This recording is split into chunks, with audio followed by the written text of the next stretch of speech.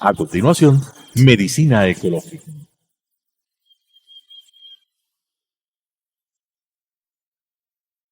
Clasificación A. Apto para todo público. Las opiniones vertidas en este espacio por la producción y dirección del programa son de exclusiva responsabilidad de sus autores y de quienes intervienen en ellos. Telesucesos Canal 29 UHF presenta Medicina Ecológica, un nuevo enfoque de la salud pública diseñado especialmente para mejorar la salud de todos los habitantes en armonía con la naturaleza.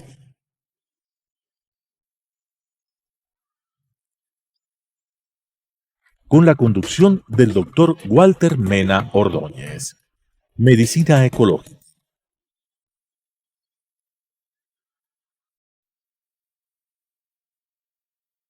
Hidalgo e Hidalgo.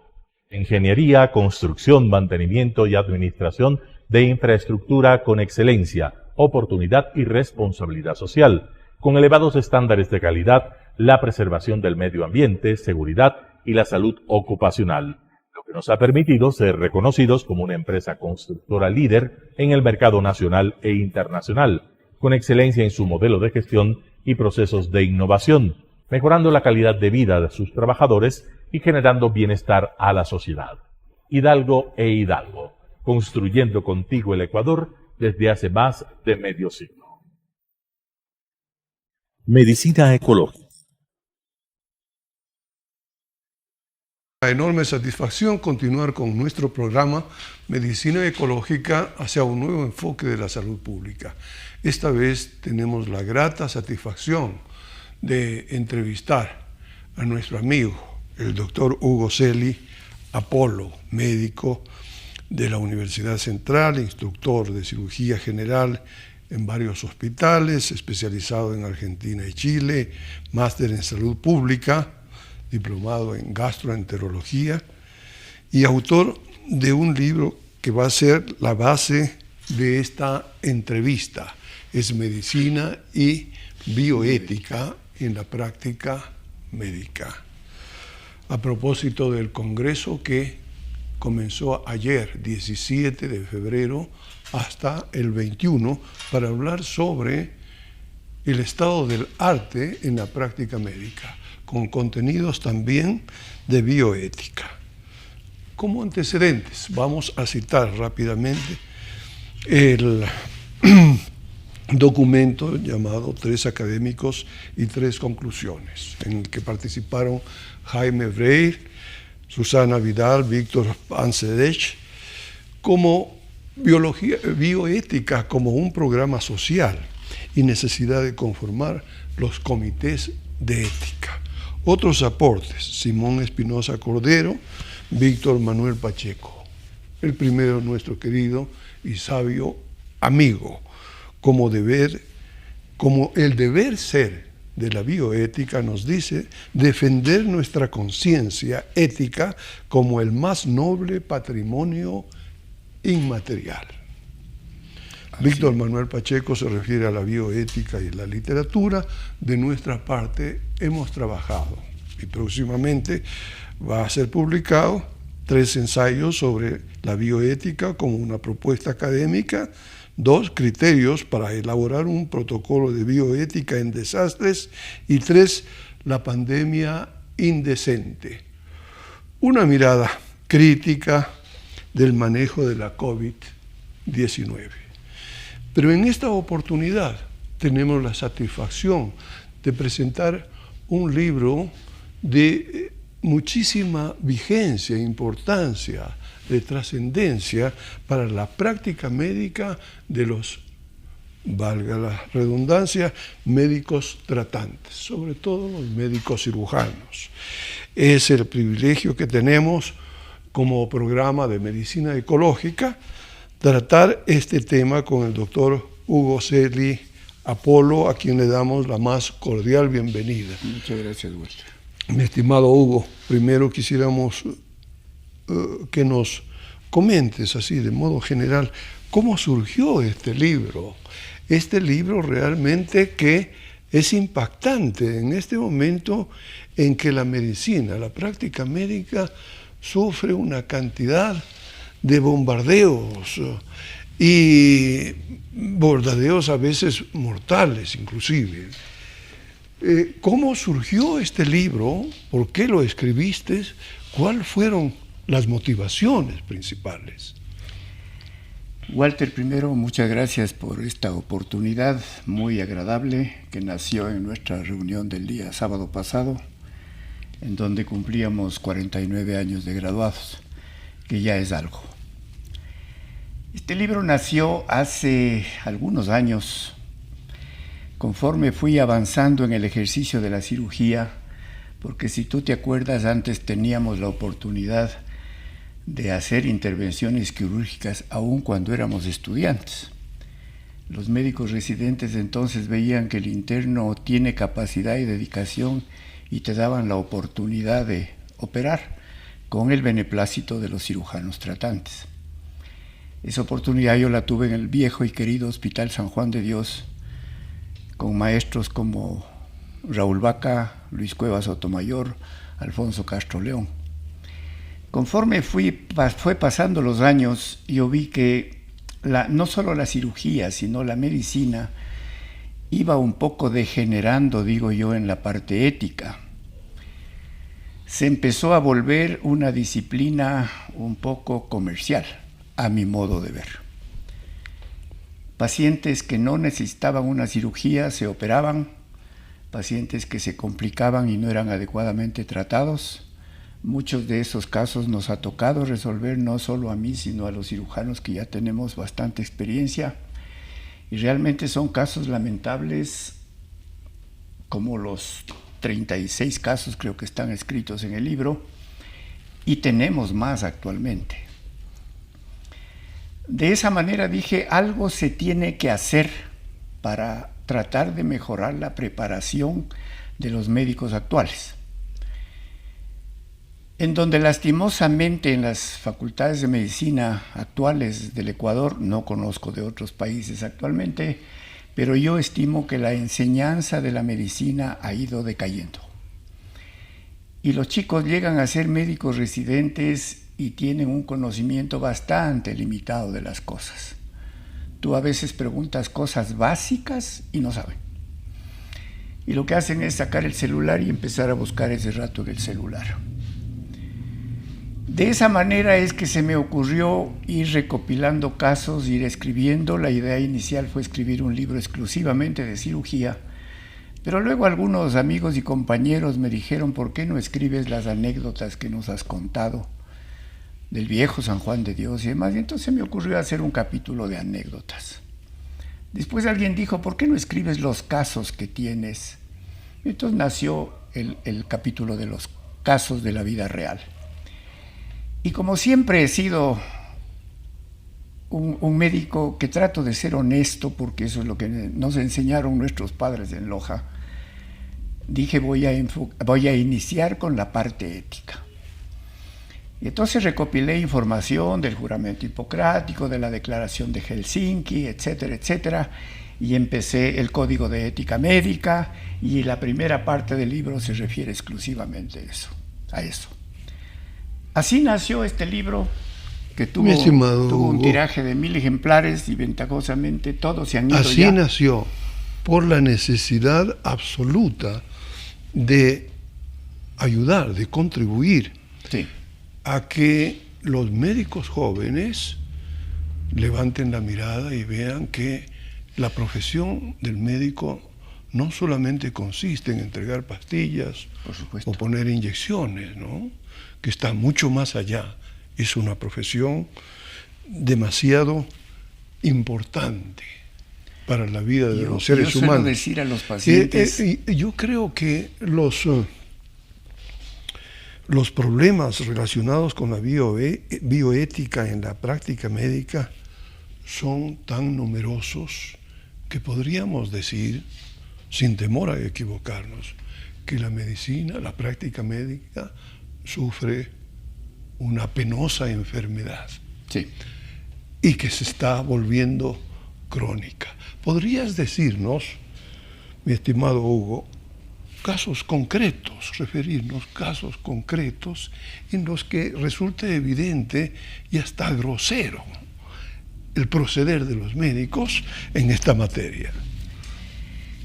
Guardando la ética, tú verás que en el libro jamás se dijo el nombre del paciente, jamás se dijo el nombre de la clínica o hospital donde sucedió el caso. Lo que sí dije es la ciudad, porque hay en Quito, Guayaquil, Latacunga, Ambato, Tungurahua, es decir, hay en todo el país. Y en el libro hay casos de todo lado. Y esto que te he traído aquí son casos que aspiro a ponerlos en la segunda edición del libro, que como yo le planteé a la promoción, hagamos un libro de la promoción. Que no sea solo mío y que yo busque los colaboradores. No, tenemos tantos compañeros muy capaces.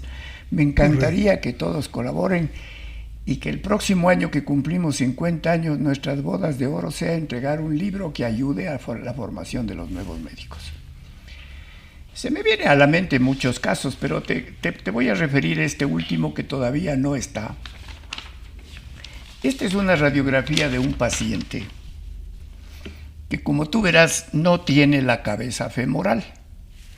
Él tuvo osteomielitis de chico, tiene perlas de gentamicina metidas adentro hasta ahora, y vino a consultarme por una hernia inguinal, porque él tiene una marcha muy disbásica, ¿no? Sin embargo, la médica residente que le hace la historia dice: extremidades simétricas, no hay edema, reflejos conservados. Cuando yo le dije: doctora, ¿usted examinó al paciente? Me dijo: no. Y entonces, ¿cómo hace la historia clínica? Ese es el tipo de médicos que están saliendo. Y eso es lo que trato de corregir de alguna manera, porque realmente es lamentable. O sea, ¿cómo puede un médico evidente residente... mala práctica médica? A ver, yo no acepto el término de mala práctica. Yo acepto... ¿Cómo definirías eso? Y lo dije en el libro: un accidente, un error, una complicación, una negligencia. Porque si hablamos de mala práctica, tendríamos que hablar de mala práctica médica, mala práctica en la Asamblea Nacional, mala práctica en el presidente de la República, mala práctica en los abogados, etcétera, etcétera. Pero yo creo que hay actos que son corrupción, hay actos que son negligencia. Esto para mí es una negligencia. Y esta chica debería ser sancionada, por lo menos una multa, ¿no es cierto? Sin embargo, no pasó nada. No pasa nada. En este orden, ¿qué otro caso nos podría citar para entender mejor el concepto de la que te bioética? decía mientras subíamos: ¿a quién se le ocurre poner el nombre de consultorio médico La Noche? La Nuit. Sí. O sea, me parece desde muy más sugestivo de un centro de diversión que un consultorio médico, ¿no es cierto? Y me mandan una paciente a la 1 de la mañana, una especie de chongo, que le iban a operar en ese consultorio médico del apéndice. Como la familia ha sido mi paciente y he operado a algunos pacientes de esa familia, dijeron: no, le llevamos a él. Y entonces, cuando vino la paciente, no tiene ni de lejos apendicitis aguda. No, es una gastroenteritis que se trató y al otro día la paciente fue a la casa. Este es un caso muy sui generis, que lo traje por sui generis. No sé si pueden enfocar la foto. Este es un paciente que al nacer tuvo sufrimiento fetal y quedó con bastante deficiencia, pero en el fondo es un chico muy vivo. Vino con una oclusión intestinal y se hizo un tránsito intestinal, se descubrió dónde estaba el stop, se hizo la laparotomía y se sacó un melloco. El paciente tenía la costumbre de comerse los mellocos enteros. Y un melloco se estacionó en el intestino delgado, cerca de la válvula, saliendo del estómago en el yeyuno, y le causó una oclusión intestinal. Se sacó el pedacito con una masa dura, aparentemente un tumor benigno, pero cuando abrimos descubrimos el melloco. Quizá yo ahí cometí un error. no exploré todo el intestino. Y resulta que el paciente a los 4 o 5 días se volvió a ocluir. Y en total tenía 7 mellocos en todo el trayecto del intestino delgado.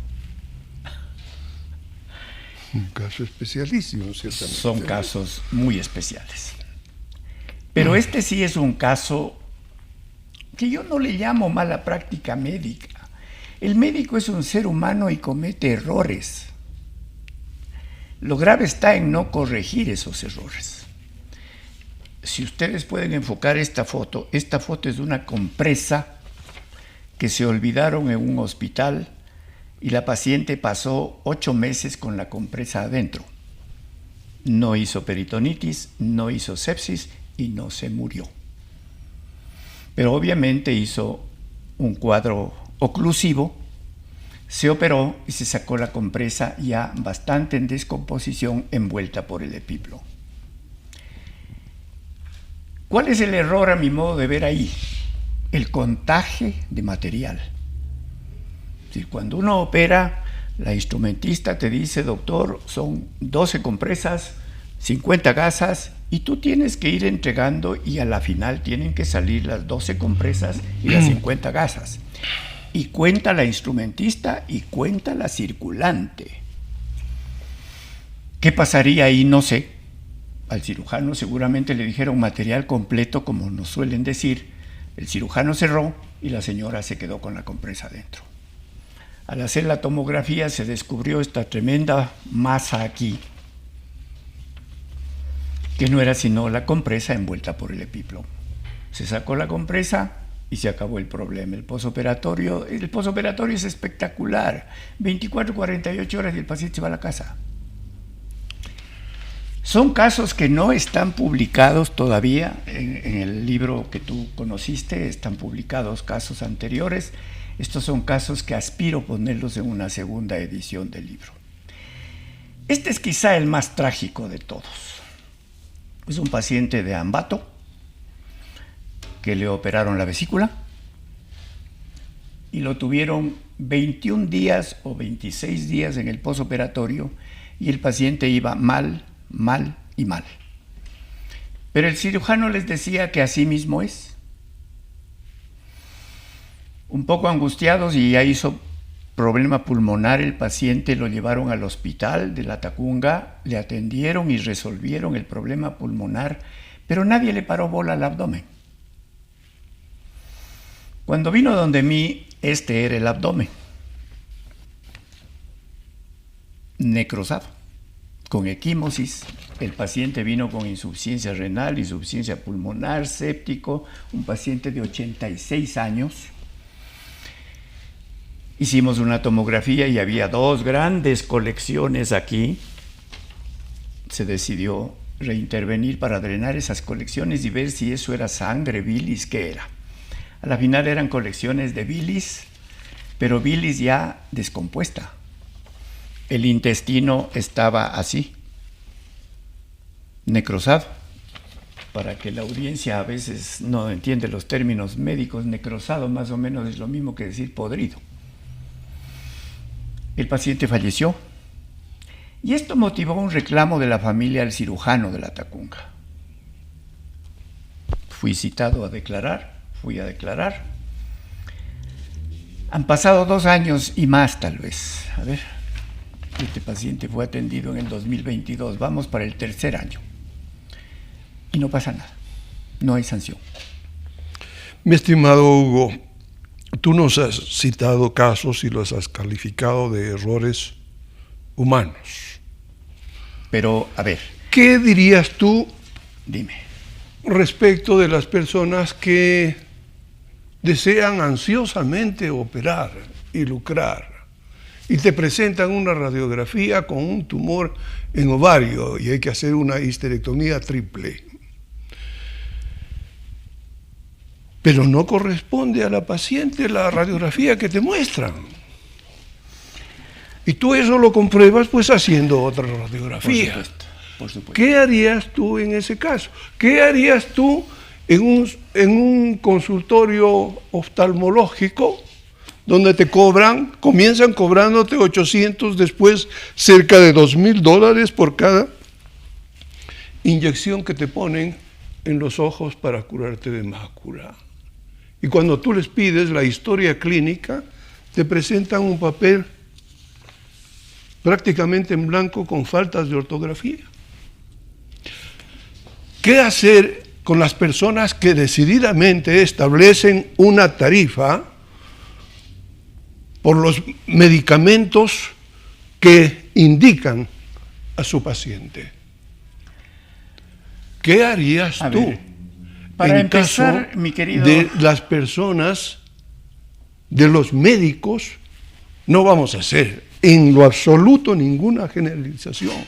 Yo te estoy poniendo casos concretos de las personas que establecen un porcentaje para los exámenes de laboratorio que envían. eso ya cae en el plano del delito, diría yo. Pero ¿por qué se da eso? Porque no tenemos autoridades que regulen.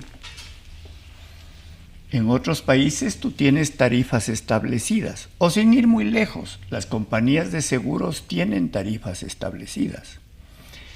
Si tú te afilias a una empresa de seguros, se supone que tú estás acatando el tarifario de ellos. Ejemplo, si una colecistectomía, hay gente afuera que cobra $2,000, $3,000 de honorarios, las empresas de seguros, la que mejor paga es $850. Pero son las empresas de seguros las que fijan por intereses de ellos y por obviamente guardar su margen de ganancia. La pregunta es, ¿son las empresas de seguros las que deben fijar esos honorarios? ¿O es el Ministerio de Salud? ¿O es el Colegio Médico de Pichincha? ¿O son los colegios médicos provinciales los que deben tener un tarifario universal? Hablemos de los centros hospitalarios privados de Quito. Por decirte algo, en un centro hospitalario, la hospitalización por un apéndice te cuesta $1,200 y en otro centro hospitalario te cuesta $3,000. Solo el centro hospitalario, no hablo de honorarios. Entonces, la pregunta es, ¿quién debe fijar esos honorarios? A mi modo de ver, debería ser el Ministerio de Salud. Esto dice relación a lo que siempre estamos insistiendo en este programa, la necesidad de tener en el mediano y largo plazo un sistema nacional de salud, pero hay que comenzarlo ya, inmediatamente, ¿no? Y ese tarifario es un instrumento extraordinariamente útil para que desde el punto de vista científico, técnico, se establezca realmente cuánto debe cobrar el establecimiento de salud privado y también una referencia para los costos de los centros, servicios de salud públicos. Pero esto es un tema, es otro tema y es un gran tema para conversar. Yo ahora te quisiera preguntar a propósito de este gran congreso que se está efectuando ahora mismo, mientras hacemos este programa ahora, 19, ¿no es cierto? 19 de febrero. Está efectuándose un programa, ¿no es cierto?, de un congreso, el segundo congreso de el estado del arte en la práctica médica. ¿Cuál sería tu mensaje? Nos dicen que se ha terminado nuestro tiempo, pero yo quisiera que aprovechemos este minuto o 2 minutos que nos restan para que tú nos digas cuál es el mensaje para los colegas que están en este congreso. Los felicitamos por la iniciativa, por supuesto. ¿Cuál sería tu mensaje? Siempre ha habido médicos muy hábiles, ha habido médicos artistas. Yo recuerdo a Pedro Herrera Gil. Pedro Herrera, aparte de que le gustaba la tauromaquia, era muy hábil con el dibujo. Y de hecho, la mano que tiene el bisturí, que es el logotipo de la Sociedad Ecuatoriana de Cirugía Capítulo de Pichincha, es dibujado por Pedro Herrera. Yo creo que el arte es una forma de desfogar el estrés y la tensión que el médico vive. Pero ese arte también debería comunicar algo. Tú te recordarás ese famoso cuadro de Van Gogh que se llama El Grito. Es un grito desesperado. El médico siempre ha sido artista. Recuerdo otro compañero que tuvimos que no se llegó a graduar de médico, pero es un artista. Él dibuja, pinta, hace escultura, que es Ramoncito Burneo. Y así te puedo nombrar algunos. Es una forma de desfogue para el médico, pero yo creo que ese arte debe también emitir algún mensaje hacia la sociedad. Y debe también emitir un mensaje al médico que no puede olvidarse de los principios éticos y morales por los que entra a la Facultad de Medicina. Yo entiendo que la persona que estudia medicina lo hace por vocación, pero tengo la impresión que esa vocación se va perdiendo y se va transformando en intereses, en materialismo, en réditos económicos, y se olvidan de la parte social de la medicina. Así que les felicito por el Congreso. No he tenido la oportunidad de asistir todavía, pero ojalá pueda hacerlo entre hoy y mañana. Y te agradezco muchísimo por esta oportunidad. A ti, mi estimado Hugo. Nos despedimos en este programa con un grito, un clamor, a propósito de esta pintura, de este extraordinario pintor sueco. Nosotros quisiéramos repetir una vez más el deber ser de la bioética según lo expresó nuestro querido amigo y sabio amigo Simón Espinosa Cordero. Defender nuestra conciencia ética como el más noble patrimonio inmaterial. Amigos televidentes, gracias por su audiencia, y a nuestros auspiciantes, Hidalgo Constructores. Hasta la próxima oportunidad. Medicina ecológica.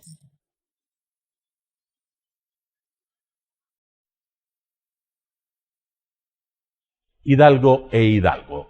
Ingeniería, construcción, mantenimiento y administración de infraestructura con excelencia, oportunidad y responsabilidad social, con elevados estándares de calidad, la preservación del medio ambiente, seguridad y la salud ocupacional, lo que nos ha permitido ser reconocidos como una empresa constructora líder en el mercado nacional e internacional, con excelencia en su modelo de gestión y procesos de innovación, mejorando la calidad de vida de sus trabajadores y generando bienestar a la sociedad. Hidalgo e Hidalgo, construyendo contigo el Ecuador desde hace más de medio siglo. Las opiniones vertidas en este espacio por la producción y dirección del programa son de exclusiva responsabilidad de sus autores y de quienes intervienen en ellos. Telesucesos Canal 29 UHF presentó Medicina Ecológica, un nuevo enfoque de la salud pública diseñado especialmente para mejorar la salud de todos los habitantes en armonía con la naturaleza.